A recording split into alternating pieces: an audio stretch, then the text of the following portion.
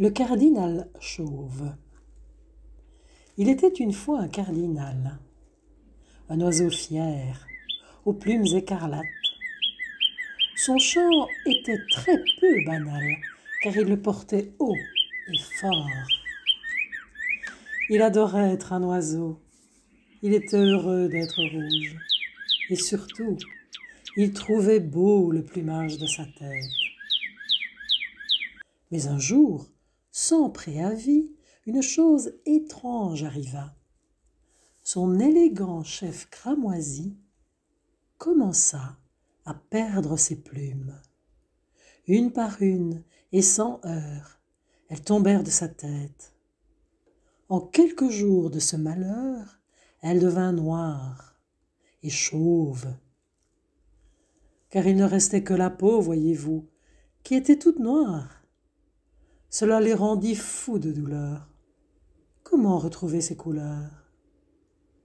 Étant chauve, le cardinal provoquait des regards d'effroi.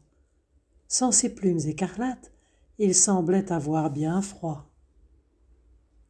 Froid comme quelqu'un ayant bien besoin d'un chapeau.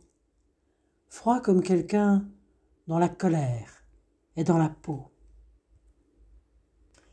Quand il venait à la mangeoire, si d'autres oiseaux étaient là, il se comportait méchamment, sans partager avec ceux-là.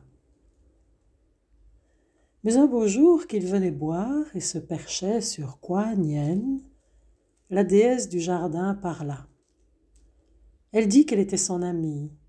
Elle dit qu'il y avait de l'espoir pour retrouver son plumage et qu'il ferait mieux de se mettre à l'ouvrage pour réparer les méchancetés qu'il avait dites. Elle appela tous les oiseaux et les rassembla. Aux alentours, les animaux répondirent aussi à l'appel. Madame Pique-Mineur demanda « Que puis-je donner ?» Puis son cousin, le Pique à ventre rouge, dit « Moi aussi, je viens aider. » Le suivant fut Monsieur Corbeau. Il se posera droit sur sa tête. Puis vient le sieur Chardonneret. Projet Rouge devint une fête. La mésange joignit le rang, qui soutenait la noble cause. Le colibri, entendant l'appel, se mit directement en pose. Furtif, le chat vint en ami, mais ils se tinrent coi. Dans sa précipitation habituelle, l'écureuil rouge fournit des noix. Chippy, le tamia suisse apparut pour participer au plan plume. Il avait demandé l'avis avisé du noyer avant même de se présenter. La dernière à proposer son aide fut Madame Marmotte Woodall. Elle savait tout du cardinal et l'appelait « mon vieux bonhomme ». La déesse leur dit que le cardinal était là pour tourner la page, pour être leur ami, rester loyal et ne jamais plus les blesser.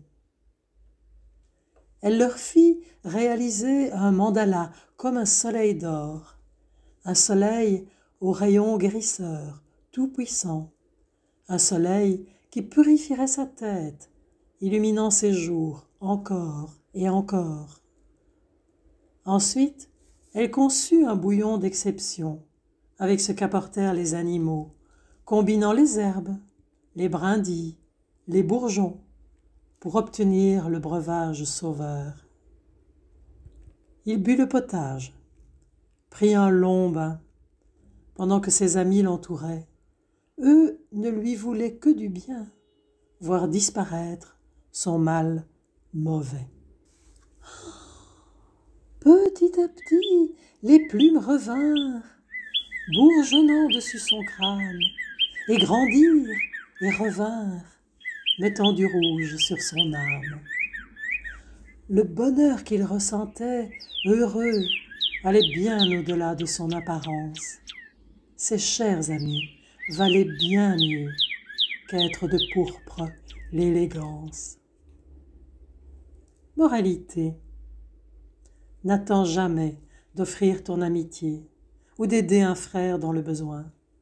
De quelque couleur qu'il soit, cet allié est ton soutien le plus précieux, et de loin.